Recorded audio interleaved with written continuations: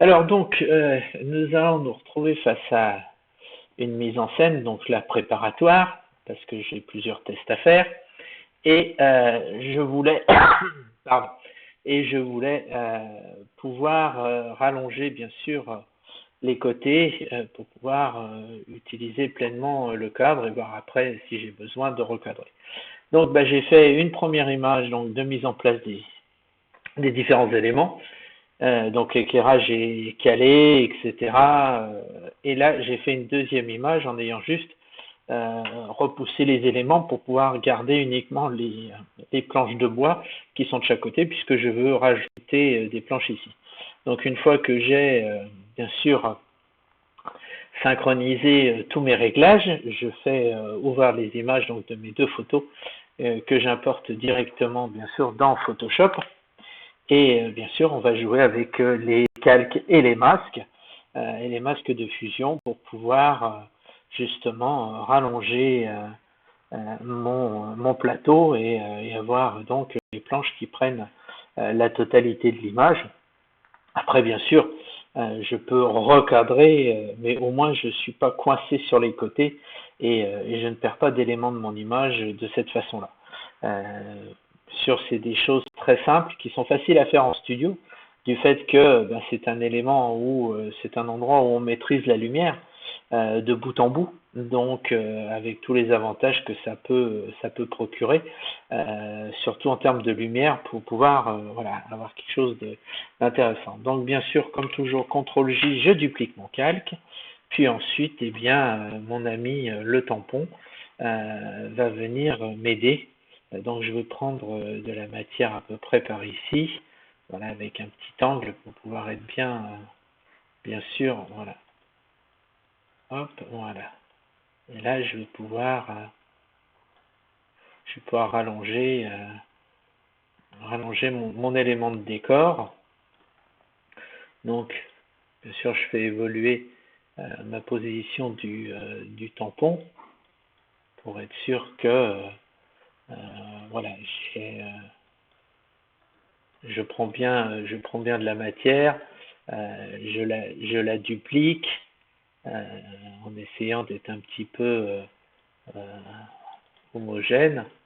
De toute façon, une fois ce type de duplication fait, on va jouer aussi avec un autre outil de duplication avec lequel j'aime beaucoup travailler et qui m'intéresse beaucoup, c'est l'outil pansement. Voilà. Donc une fois que j'ai fait ça, vous voyez, on retrouve des éléments communs, bien sûr, puisque c'est de la base duplication, mais voilà, après, je vais chercher des éléments, si vous voulez, un petit peu ailleurs dans mes images, pour pouvoir ramener et redonner une autre texture euh, qui fasse assez bien illusion pour qu'on puisse détecter le moins possible que j'ai repris de la matière à droite pour la rejeter un petit peu à gauche. Donc voilà, ici je fais la même chose.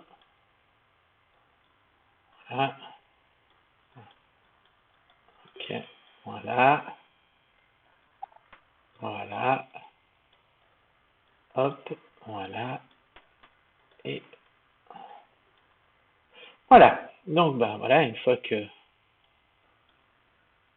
j'ai fait mes rajouts de matière, là aussi je vais travailler un petit peu avec l'outil pièce pour pouvoir justement ramener des éléments de matière un petit peu différents dans ce que j'ai dupliqué, histoire que ça homogénise un petit peu l'image. Voilà. Bon, une fois que j'ai fait ça, bien sûr, CTRL A, CTRL C pour pouvoir copier-coller. Là, j'ai mon image précédente, donc CTRL J, je duplique mon calque, je me repositionne, CTRL V, j'ai copié mon calque en dessous, et comme vous voyez, voilà, mes éléments sont là. Maintenant, c'est tout simple, un petit masque de fusion, un pinceau, bien sûr noir puisque mon masque est blanc, et je fais réapparaître ce que j'ai retouché dessous.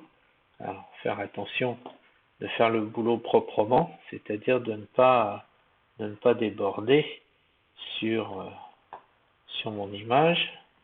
Donc, quand on se rapproche d'éléments, réduire la taille du pinceau. Voilà, ce qui est quand même toujours plus prudent.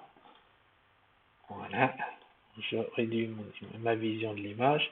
Là, je peux réagrandir mon pinceau pour pouvoir travailler de façon propre sur mon masque de fusion.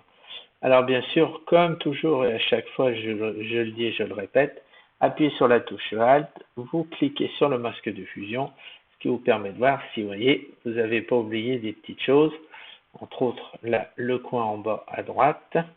Donc hop, voilà. Donc ça c'est fait. Et maintenant, je réduis à nouveau et je vais travailler sur l'élément qui se trouve bien sûr à droite de mon image. Voilà, donc les grandes parties, je peux y aller tranquillement. Et quand je me rapproche d'éléments, voilà, vous voyez, hop, je diminue la taille de mon pinceau pour pas faire de débord qui serait disgracieux et puis surtout que je boufferai l'image du petit module du petit élément que j'ai recréé. Donc voilà, toujours Alt, masque de fusion, on vérifie, vous voyez, le boulot ici était pas très bien. Voilà. Et voilà, et en 2 minutes, si vous voulez, j'ai recréé le décor que j'avais dessous. Donc j'ai rallongé mes planches.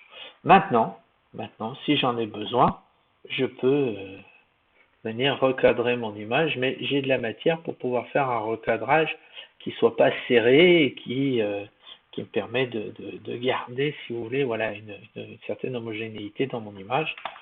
Une fois recadré,